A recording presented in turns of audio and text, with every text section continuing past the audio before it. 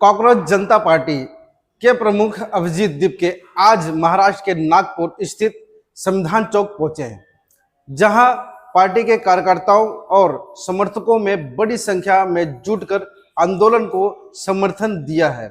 यह आंदोलन पिछले कई दिनों से देश के विभिन्न शहरों जैसे दिल्ली और लखनऊ, जयपुर में लगातार जारी है और अब इसका केंद्र नागपुर बन गया है। गौरतलब है कि हाल ही में जयपुर में आंदोलन के दौरान अभिजीत दीपके पर हमला हुआ। इसके बावजूद पार्टी का कहना है कि वह अपने अभियान से पीछे हटने वाले नहीं हैं। पार्टी नेताओं का दावा है कि शिक्षा व्यवस्था और छात्रों के हितों से जुड़े मुद्दों को लेकर शुरू हुआ यह आंदोलन अब राष्ट्रीय रूप ले चुका है। कॉकरोच जनता पार्टी का स्पष्ट है कि जब तक केंद्रीय शिक्षा मंत्री धर्मेंद्र प्रधान इस्तीफा नहीं देते तब तक यह आंदोलन पूरे देश में जारी रहेगा। पार्टी का आरोप है कि छात्रों और युवाओं से जुड़े महत्वपूर्ण मुद्दों पर सरकार जवाब देने से बच रही है, जिसके कारण देश भर में युवाओं में नाराजगी बढ़ती जा रही है।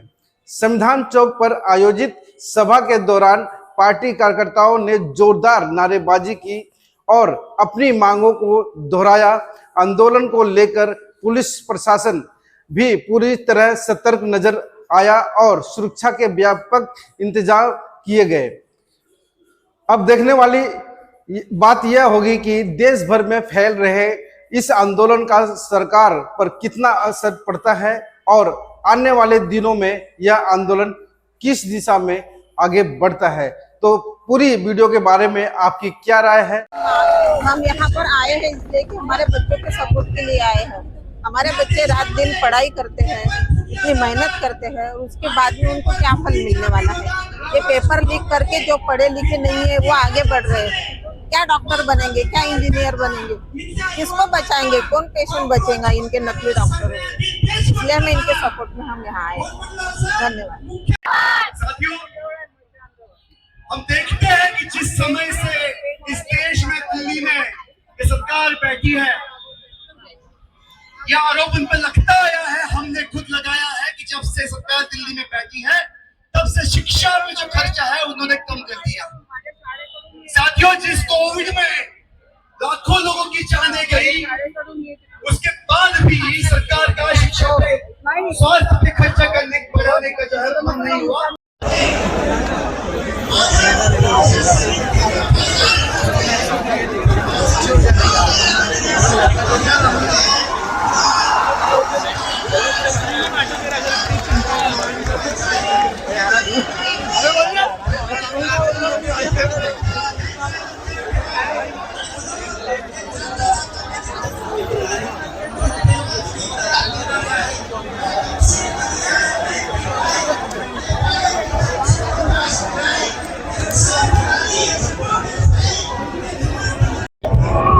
मैं इस आंदोलन में इसलिए सम्मिलित हुआ हूँ क्योंकि मुझे गटर में नहीं रहना और मुझे ना ही कोई कीड़ा बनना। बाबा साहब ने हमें शेर बन के जीने के लिए सिखाया है और ये लोग हमें कीड़ा बना रहा। तो मैं ये चाहूंगा कि हम कीड़ा नहीं बने और शेर बने। मैं चाहता हूँ ना कि कीड़ा। इसलिए मैं इस आंदोलन में सम्मिलित हुआ हूँ और मैं चाहता हूँ कि जो सत्ता देश को गटर बनाता है वैसे सत्ता को सीधा उखाड़ के फेंक दिया जाए और हमें शेर बनना है, कीड़ा नहीं। अगर लोग हमें कीड़ा बना रहा तो उन लोगों को सीधा सत्ता से ही निकाल देनी चाहिए। मैं यही कहना चाहूँगा।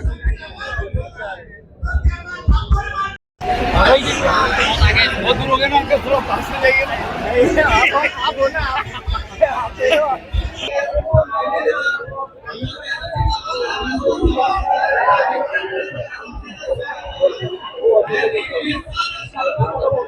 हाँ, आज ये सीजेपी का प्रोटेस्ट नागपुर में हो रहा है। यहाँ पे जैसे अपने इंडिया में पेपर लीक हो पा रहा है, हाँ, लेकिन अपने जो आमदार लीक होते हैं उसकी न्यूज वो लीक नहीं होता है। जैसे आमदार फुटते हैं वो लीक नहीं हो पाता, लेकिन ये इतना बड़ा पेपर जो है वो लीक हो पा रहा है। ये इसलिए हम बोलते हैं कि हमारे जो देश का भी सिस्टम है वो गलत हाथों में हो रहा है, तो आप इसको सुधारें।